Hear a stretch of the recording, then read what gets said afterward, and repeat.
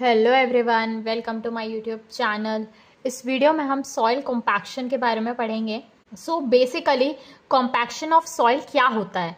Compaction जो है ये एक प्रोसेस होता है जिसमें हम एयर वॉइड्स को निकालते हैं और यूनिट वेट ऑफ सॉइल को बढ़ाते हैं। जो सॉइल सॉलिड्स हैं उनको फोर्स करते हैं एक साथ आने के लिए। Compaction of soil is the process of increasing the unit weight of soil by forcing the soil solids into a dense state and reducing the air voids. इसमें हम air voids का रिमूवल करते हैं। compaction करने से क्या होता है, जो इंजीनियरिंग प्रॉपर्टीज हैं सॉइल की, यानी कि शेयर स्ट्रेंथ हो गया, बियरिंग कैपेसिटी हो गई, स्टेबिलिटी हो गई, वो सब इम्प्रूव होती है। compaction leads to increase in shear strength and helps improve the stability and bearing capacity of soil. It also reduces the compressibility and permeability of soil. Compaction की वजह से compressibility और permeability soil की reduce होती है। compaction में generally air का removal होता है और जो consolidation होता है उसमें water का removal होता है। इन दोनों में difference क्या होता है compaction और consolidation में। कुछ important difference हम discuss कर लेते हैं। कॉम्पैक्शन एक इंस्टेंटेनियस फिनोमेनॉन है, मतलब कि ये तुरंत होता है। कंसोलिडेशन जो है वो एक टाइम डिपेंडेंट फिनोमेनॉन है, मींस टाइम के साथ वाटर का रिमूवल होता है। फॉर कॉम्पैक्शन सॉइल जो है वो हमेशा पार्शियली सैचुरेटेड रहता है, लेकिन कंसोलिडेशन के लिए सॉइल जो है वो कंप्लीटली सैचुरेटेड होता है। नाउ कॉम्पैक्शन में रिमूवल ऑफ एयर होता है, कंसोलिडेशन में रिमूवल ऑफ वाटर होता है। कॉम्पैक्शन करते कैसे, कुछ स्पेसिफिक टेक्निक्स होती है कॉम्पैक्शन के लिए, वो यूज की जाती हैं, लेकिन कंसोलिडेशन के लिए कोई भी स्पेसिफिक टेक्निक नहीं है। इसमें हम लोड को डायरेक्टली सॉइल के ऊपर प्लेस करते हैं। नाउ कॉम्पैक्शन के कुछ इंपॉर्टेंट टेस्ट हैं। फर्स्ट है स्टैंडर्ड प्रॉक्टर टेस्ट, सेकेंड है मॉडिफाइड प्रॉक्टर टेस्ट। इन दोनों में डिफरेंस क्या होता है। स्टैंडर्ड प्रॉक्टर टेस्ट और मॉडिफाइड प्रॉक्टर टेस्ट में जो वॉल्यूम ऑफ मोल्ड लिया जाता है वो सेम होता है, यानी कि 944 cubic centimetre. Now number of layers हम फिल करते हैं, उसमें 3 लेयर्स फिल करते हैं स्टैंडर्ड प्रॉक्टर टेस्ट में, और उन लेयर्स के हर एक लेयर को 25 नंबर ऑफ ब्लोज देते हैं। नाउ जो ब्लोज को देने के लिए जो हैमर यूज किया जाता है उसका वेट है 2.495 kg। नाउ इसको फॉल कराया जाता है, हाइट ऑफ फॉल होती है 304.8 mm, यानी कि 30 सेंटीमीटर, यानी कि 12 इंच। 12 इंच की हाइट से 2.495 kg के हैमर को 3 लेयर्स में हम फिल करते हैं। हर एक लेयर को 25 ब्लोज दिए जाते हैं। उसके बाद हम कॉम्पैक्शन फाइंड करते हैं। जो मॉडिफाइड प्रॉक्टर टेस्ट होता है इसमें वॉल्यूम ऑफ मोल्ड होता है 944 क्यूबिक सेंटीमीटर। इसमें total number of layers fill की जाती है 5, और हर एक लेयर को ब्लोज दिए जाते हैं 25। इसमें वेट ऑफ हैमर यूज किया जाता है 4.54 kg, और हाइट ऑफ फॉल दिया जाता है 457.2 mm का, यानी कि 18 इंच का। एग्जाम में जनरली डायरेक्ट क्वेश्चंस पूछते हैं, volume of mould, number of layers, इसीलिए ये डेटा आपको याद होना चाहिए। नेक्स्ट है Indian standard light compaction test and Indian standard heavy compaction test. जो इंडियन स्टैंडर्ड के अकॉर्डिंग लाइट कॉम्पैक्शन टेस्ट है, इसमें वॉल्यूम ऑफ मोल्ड यूज किया जाता है 1000 क्यूबिक सेंटीमीटर, और नंबर ऑफ लेयर्स फिल किए जाते हैं 3, और नंबर ऑफ ब्लोज दिए जाते हैं 25, और हाइट ऑफ फॉल होता है 310 mm, यानी कि 31 centimetre. Now Indian standard heavy compaction में वॉल्यूम ऑफ मोल्ड यूज किया जाता है 1000 cubic centimetre, number of layers fill किए जाते हैं 5, नंबर ऑफ ब्लोज दिए जाते हैं 25, और हाइट ऑफ फॉल देते हैं 450 mm, यानी कि 45 centimetre. Now heavy compaction test और लाइट कॉम्पैक्शन टेस्ट में एनर्जी कितनी इम्पार्ट होती है। Ratio of energy imparted for heavy compaction and energy imparted to light compaction क्या होता है। रेशियो ऑफ EH/EL किसके इक्वल होगा, ये mgh। मास क्या है हैवी कॉम्पैक्शन का 4.9 kg, g 9.81, height of fall 450। Total number of blows कितने दिए जाते हैं 25, कितने लेयर्स होती हैं 5, वॉल्यूम ऑफ मोल्ड क्या है 1000, नाउ लाइट कॉम्पैक्शन के लिए क्या होता है, 1000 volume of mould into 26 into 9.81 into 310 into 25 blows, number of layers 3। So ये आ जाएगा ratio of heavy to light compaction. So ये वैल्यू आती है 4.56। सो जो एनर्जी इम्पार्ट होती है heavy compaction to light compaction वो होती है 4.56, यानी कि जो एनर्जी हैवी कॉम्पैक्शन में होती है वो 4.56 टाइम्स ऑफ लाइट कॉम्पैक्शन की एनर्जी होती है। So Indian standard heavy compaction test uses 4.56 times the compactive energy that is used in the IS light compaction test. So heavy compaction test 4.56 times ज़्यादा energy को use करती है as compare to the IS light compaction test. Next है compaction curve for clays. Clays के लिए क्या compaction curve बनाया जाता है। सो ये ग्राफ है वाटर कंटेंट और ड्राई डेंसिटी का। सो यहाँ पे जब हम ग्राफ बनाएंगे सो ये इस तरीके से बनता है, मीन्स वाटर कंटेंट जैसे जैसे बढ़ते जाएगा तो ड्राई डेंसिटी बढ़ेगी एक पॉइंट के बाद, फिर वाटर कंटेंट बढ़ाएंगे तो ड्राई डेंसिटी कम हो जाएगी। सो ये एक जो पॉइंट होता है मैक्सिमम ड्राई डेंसिटी का, ये कहलाता है गामा डी मैक्स, और इससे रिलेटेड ड्राई डेंसिटी होती है MDD यानी कि मैक्सिमम ड्राई डेंसिटी, और इससे रिलेटेड वाटर कंटेंट होता है OMC यानी कि ऑप्टिमम मॉइस्चर कंटेंट। ना जो लेफ्ट साइड होता है वो होता है ड्राई ऑफ ऑप्टिमम और राइट साइड होता है वेट ऑफ ऑप्टिमम। सो यहाँ से एक लाइन पास होती है 80% सैचुरेशन लाइन, और एक लाइन होती है 100% सैचुरेशन लाइन, जो कि किसके इक्वल होती है 0% Na लाइन के।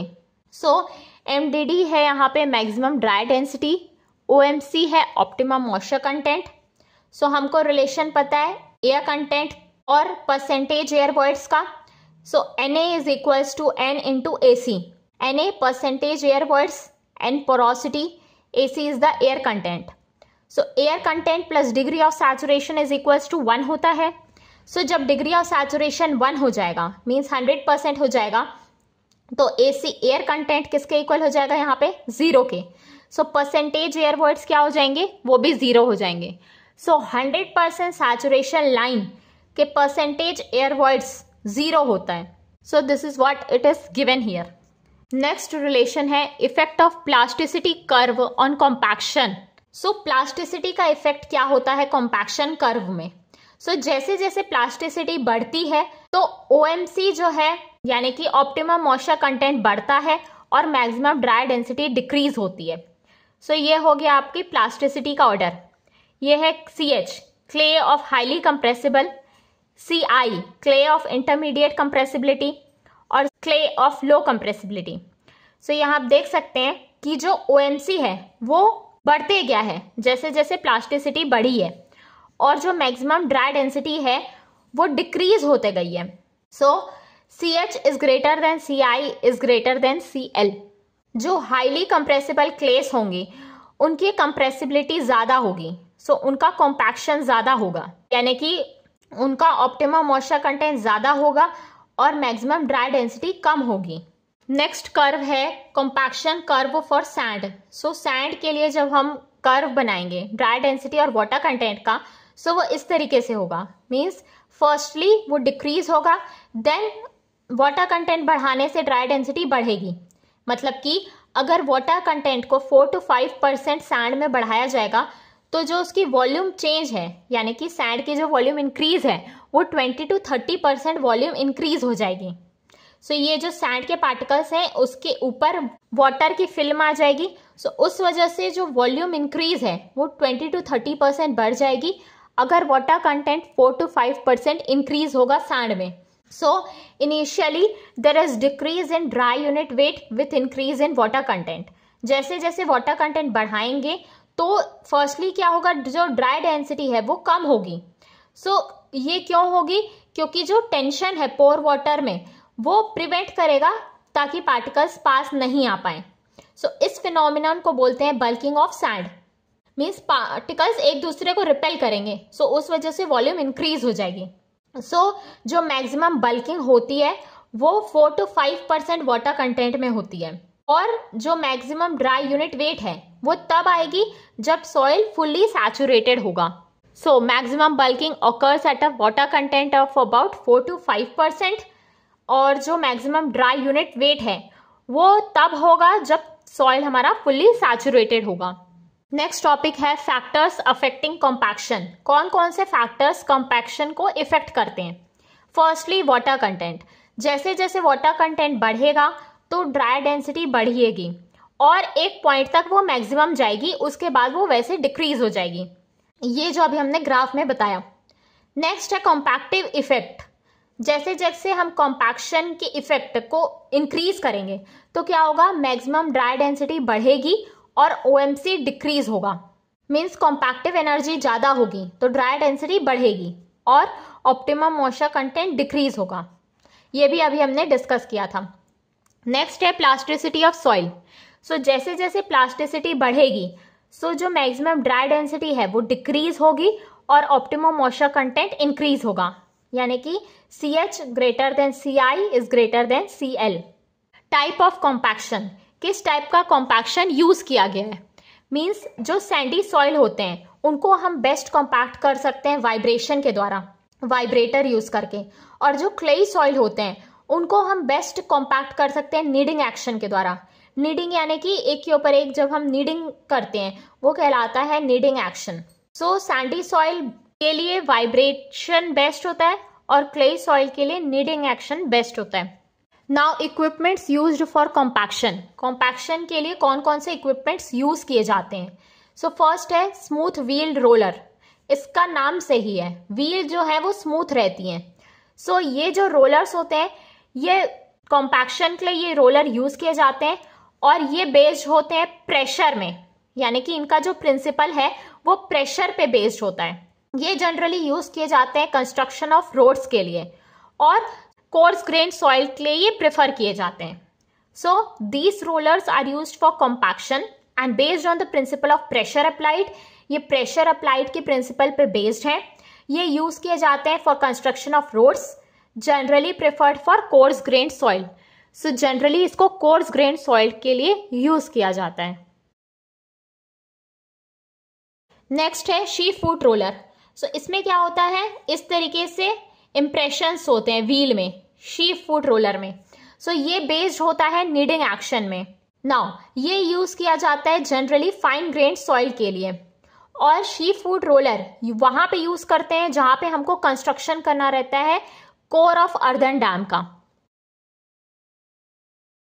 नेक्स्ट है pneumatic tyre roller.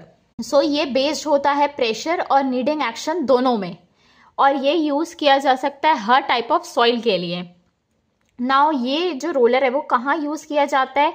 Construction of roads और एयरफील्ड्स के लिए। नेक्स्ट है कॉम्पैक्शन इक्विपमेंट रैमर।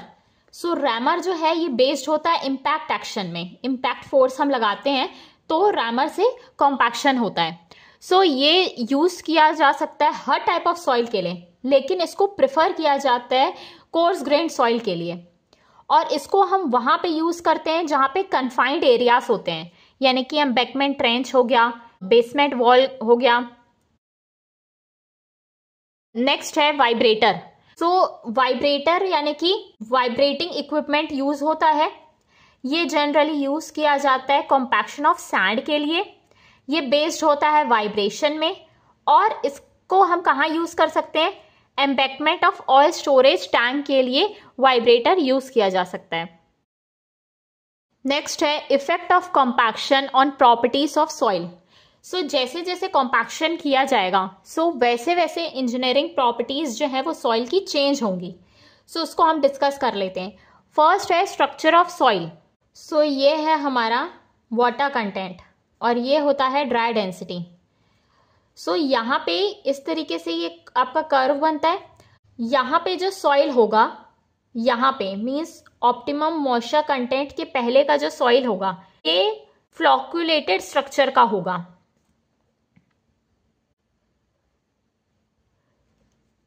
क्योंकि यहाँ पे जो अट्रैक्शन फोर्सेस हैं, जैसे जैसे वाटर कंटेंट को हम बढ़ाएंगे, लेकिन ड्राई साइड ऑफ ऑप्टिमम तक जब वाटर कंटेंट रहेगा तो क्या होगा, इसमें जो अट्रैक्शन फोर्सेस ज्यादा रहेंगे, मीन्स इस तरीके के फोर्सेस ज्यादा रहेंगे, अट्रैक्टिव फोर्सेस, ये रिजल्ट करेगा फ्लॉक्यूलेटेड स्ट्रक्चर का। और जैसे जैसे हम वेट साइड ऑफ ऑप्टिमम में जाएंगे यहाँ पे क्या होगा, रिपल्सिव फोर्सेस बढ़ जाएंगे।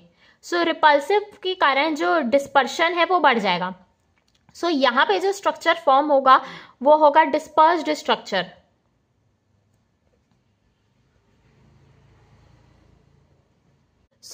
With increase in water content in fine grained soil, the randomness in orientation decreases. Randomness जो है वो कम हो जाएगी और सॉइल का जो स्ट्रक्चर है वो यहाँ पे फ्लॉक्यूलेटेड रहेगा ड्राई साइड ऑफ ऑप्टिमम में, और वेट साइड ऑफ ऑप्टिमम में डिस्पर्स्ड स्ट्रक्चर रहेगा। नाउ नेक्स्ट है प्रॉपर्टी परमेबिलिटी। परमेबिलिटी किस पे डिपेंड करेगी कि वॉइड्स के साइज कैसे हैं। जैसे जैसे वाटर कंटेंट बढ़ेगा जो ओरिएंटेशन है पार्टिकल्स का वो इम्प्रूव हो जाएगा और जो वॉइड्स हैं उनका रिडक्शन हो जाएगा।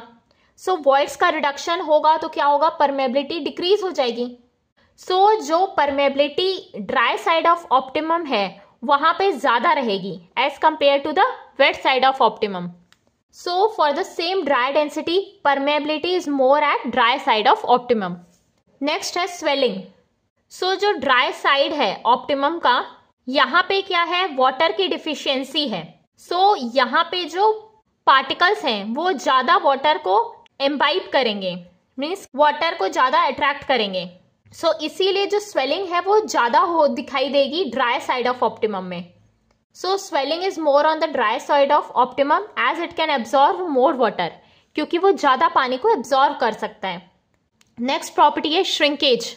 जो ड्राई साइड रहेगा ऑप्टिमम का वो जनरली कम श्रिंक होगा as compare to the wet side of optimum, क्योंकि वेट साइड में पानी ज्यादा रहेगा तो श्रिंकेज भी वहां ज्यादा होगा। For same dry density shrinkage is more on the wet side of optimum because of excess of water. Next है पोर वाटर प्रेशर। जो ड्राई साइड ऑफ ऑप्टिमम है उसमें पानी कम है, पोर वाटर प्रेशर भी वहां कम होगा, और जो पोर वाटर प्रेशर है वो वेट साइड में ज्यादा होगा क्योंकि वहां पे ज्यादा वाटर का अवेलेबिलिटी है। For same dry density pore water pressure is more on the wet side of optimum, क्योंकि वहां पे वाटर ज्यादा अवेलेबल है। नेक्स्ट है कंप्रेसिबिलिटी।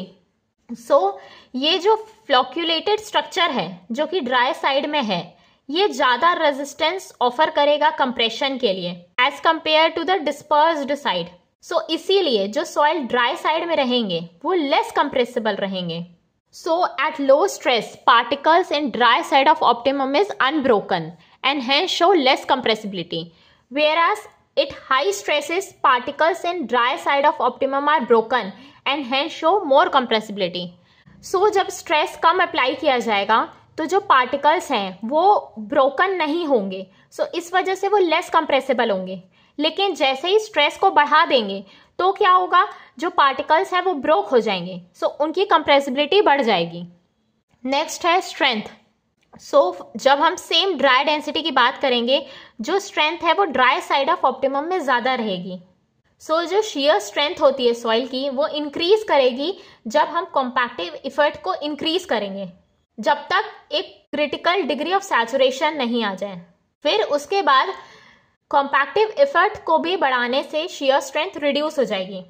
जो शियर स्ट्रेंथ है कॉम्पैक्टेड सॉइल की वो डिपेंड करेगी soil type, moulded water content कितना है, ड्रेनेज कंडीशंस क्या हैं और मेथड ऑफ कॉम्पैक्शन क्या यूज किया गया है।